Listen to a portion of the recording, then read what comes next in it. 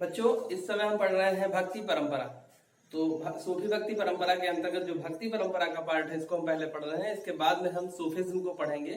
तो इस कालखंड में हमने देखा, इसका जो क्रम था उसमें हमने विभिन्न संतों के बारे में देखा और ऐसे संतों के बारे में देखा जो वैष्णव धर्म से संबंधित है। ठीक है, जो वैष्णव धर्म से संबंधित है, अलवार संत हैं, उनको पढ़ रहे हैं। उनमें कुछ महत्वपूर्ण को हमने देखा हुआ है। उसके आगे आज देखेंगे। कल वल्लभाचार्य को हमने पढ़ा, आज हम देख रहे हैं रामानंद। तो जो रामानंद है, रामानंद, इनकी सबसे बड़ी विशेषता ये है कि इनके जो 12 महत्वपूर्ण शिष्य थे, 12 महत्वपूर्ण शिष्य, वे समाज के विभिन्न वर्गों से थे, विभिन्न वर्गों से थे। यानी इन्होंने सर्वप्रथम सामाजिक समरसता का कार्य किया। समाज के सभी धर्म, सभी पंथ के लोगों को अपना शिष्य बनाया। ठीक, ये इनका पहला जो कार्य है, सबसे महत्वपूर्ण ये है कि रामानंद ने किसी भी शिष्य के साथ जाति या धर्म के आधार पर भेदभाव नहीं किया, सबको अपनी शिष्यता प्रदान की और यहाँ तक कि महिलाओं को भी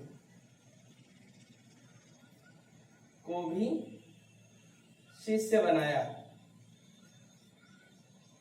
ठीक, इससे पहले हमने जितने लोगों को देखा उन सब में किसी भी संत में ऐसा नहीं मिला कि किसी ने महिला को शिष्य बनाया हो। ये एकमात्र ऐसे हुए हैं जिन्होंने महिलाओं को भी शिष्य बनाने का कार्य आरंभ किया।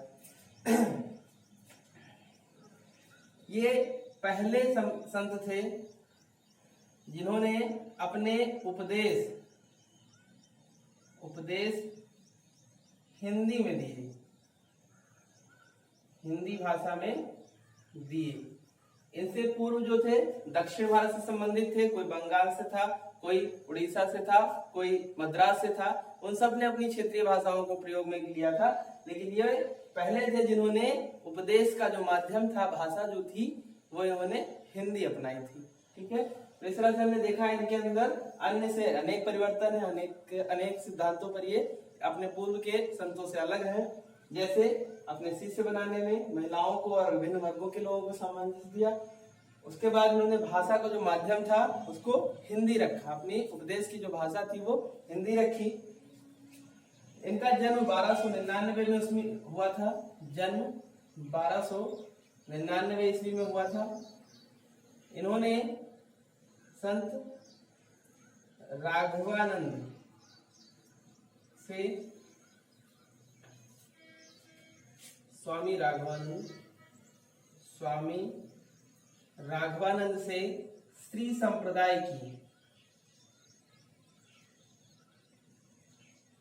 की दीक्षा प्राप्त की थी, दीक्षा ली थी। इनके जो 12 महत्वपूर्ण शिष्य थे उनका नाम हम इस प्रकार देखेंगे।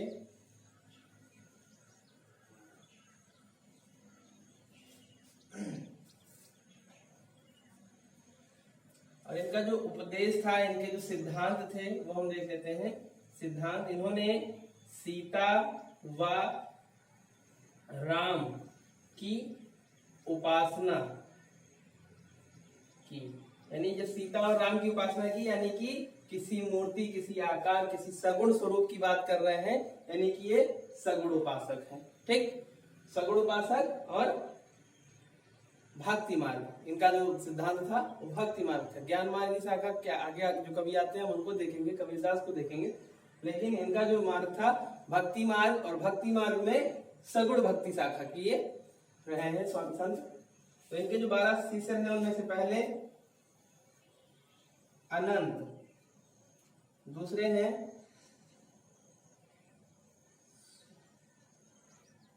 सुरसुरानंद। ठीक, सुरसुरानंद के बाद सुखानंद, सुखानंद के बाद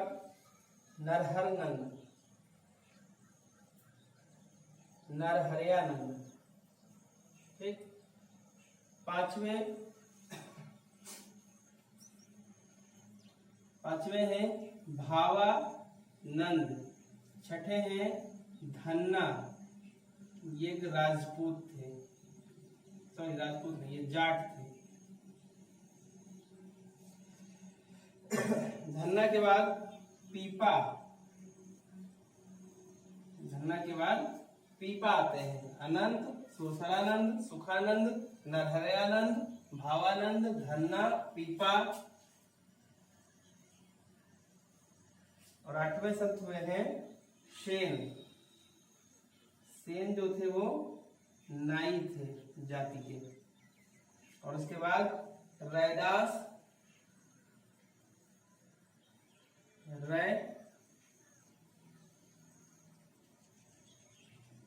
दास, ये चर्मकार थे।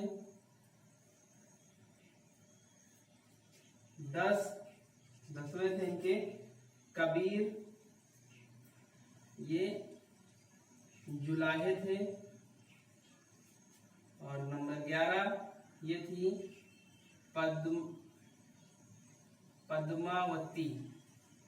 और 12 ये थी सुरसरी। ठीक, इस तरह से देखते हैं कि 12 शिष्य हुए हैं। 12 शिष्य अलग अलग धार्मिक क्षेत्रों से आते हैं, अलग अलग पंथ और अलग अलग संप्रदायों से जुड़े हुए हैं। ठीक है, तो इनकी जो सबसे महत्वपूर्ण विशेषता है वो ये है कि समाज के विभिन्न वर्गों से थे इनके शिष्य। ठीक, दूसरे इन्होंने महिलाओं को स्थान दिया। तीसरे इन्होंने हिंदी भाषा को माध्यम बनाया। ठीक, इन्होंने कौन से संप्रदाय की दीक्षा प्राप्त की थी? तो श्री संप्रदाय की। किससे प्राप्त की थी? तो स्वामी राघवानंद से। ठीक है, इनका जन्म 1299 ईस्वी में हुआ था। ठीक, ये इनकी सबसे महत्वपूर्ण विशेषताएं थी। अब इसके बाद हम देखेंगे इनमें से अगले जो है इनकी कुछ और जो विशेषताएं हैं उनको थोड़ा सा इसमें देखेंगे। उसके बाद आगे हम कबीर को पढ़ेंगे।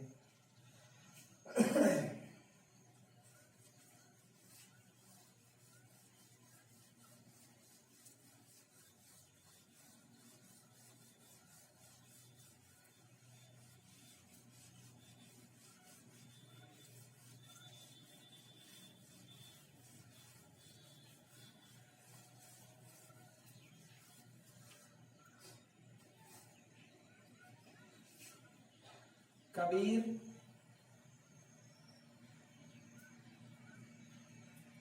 रामानंद को हम पढ़ रहे हैं अभी। इसके अंतर्गत कबीर, रैदास, सेन व पीपा। ठीक, ये जो है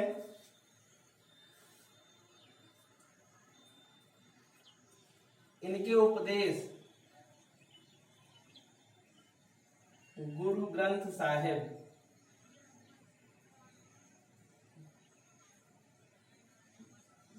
में संकलित हैं। ठीक, यहां पर इनका जो पीपा नाम है, पीपा से थोड़ा सा ध्यान दीजिएगा, पी और पा। ठीक, खाना खाने को कुछ क्षेत्रीय भाषाओं में पा लेना कहते हैं कि भोजन पा लिया हमने। ऐसे यहाँ पी मतलब होता है कि जो भक्ति है, ईश्वर की भक्ति, उसको मैंने पी लिया। और पा मतलब आप भी पा लीजिए, यानी प्राप्त कर लीजिए। ठीक, प्राप्त कर लीजिए अर्थात मैंने भक्ति रस प्राप्त किया है, पी लिया है। और पा मतलब आप भी प्राप्त कर लीजिए। ठीक, तो इस तरह से इनका जो ये सिद्धांत है पीपा से कंफर्म होता है। इसके बाद हम अगले जो हमारे कवि हुए हैं उनको देखेंगे।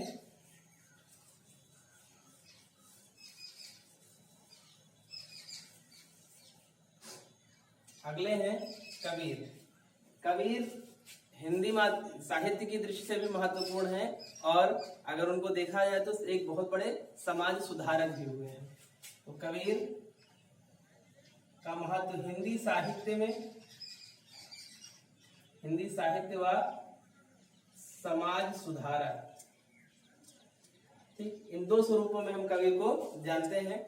जिस समय में कबीरदास ने अपनी जो विचारधारा दी, अपना जो सिद्धांत दिया, उस दौर में जब कुरीतियां रूढ़िवादिता बहुत ज्यादा थी, उस समय में इन्होंने बहुत ही कड़ा कुठाराघात करते हुए अपने सिद्धांतों को प्रकट किया, अपनी बातों को रखा। वैसी बातों को आज रख पाना समाज में इतने डेवलपमेंट के बाद भी शायद संभव नहीं है और ना ही कोई हिम्मत शायद कर पा रहा है।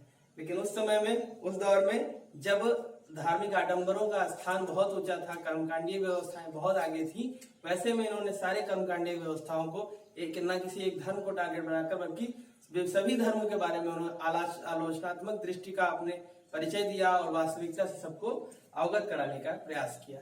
ठीक है, तो हम यहाँ कबीरदास को देखेंगे। इनका जन्म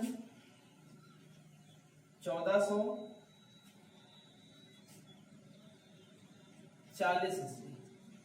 ठीक है, ये इनकी सबसे बड़ी विशेषता है कि ये निर्गुण भक्ति है, निर्गुण भक्ति शाखा से संबंधित है, ठीक।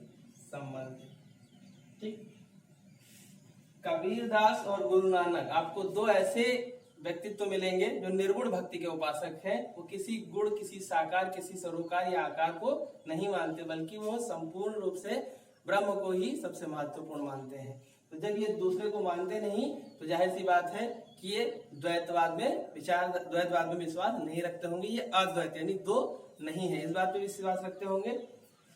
तो आइए आगे देखते हैं। इनके बारे में कहा जाता है कि नीरू व नीमा नामक दो जुलाहा दंपत्ति ने इनका पालन पोषण किया। ठीक, नीरू व नीमा नामक दो जुलाहा दंपत्ति ने इनका पालन पोषण किया। ठीक है, अब इसके बाद ये रामानंद के शिष्य बन गए। ये रामानंद के शिष्य बन गए।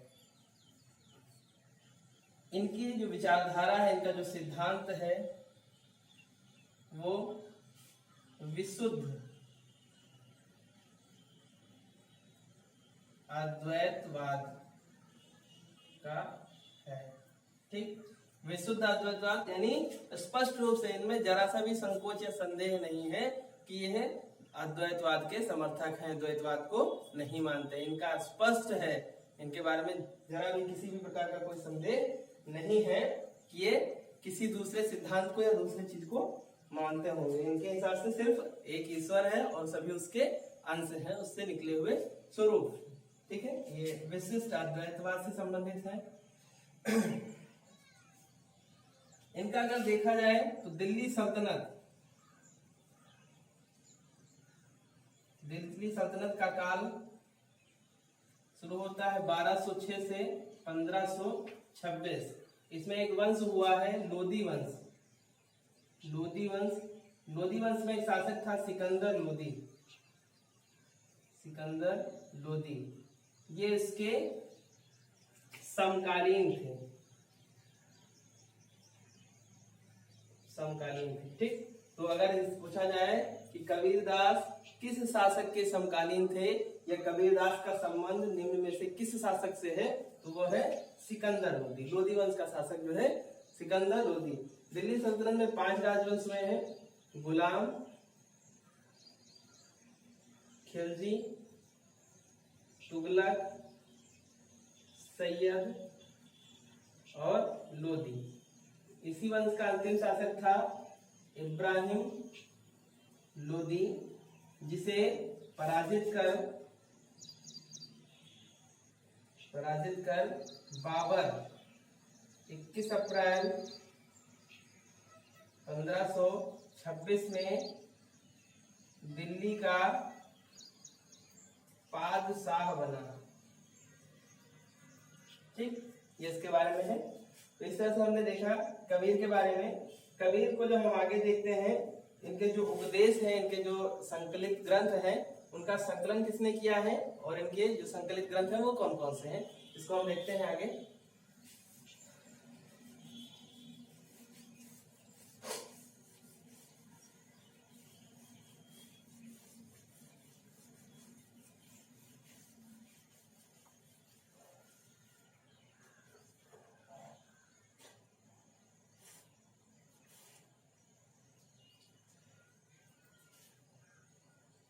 कबीर के उपदेश।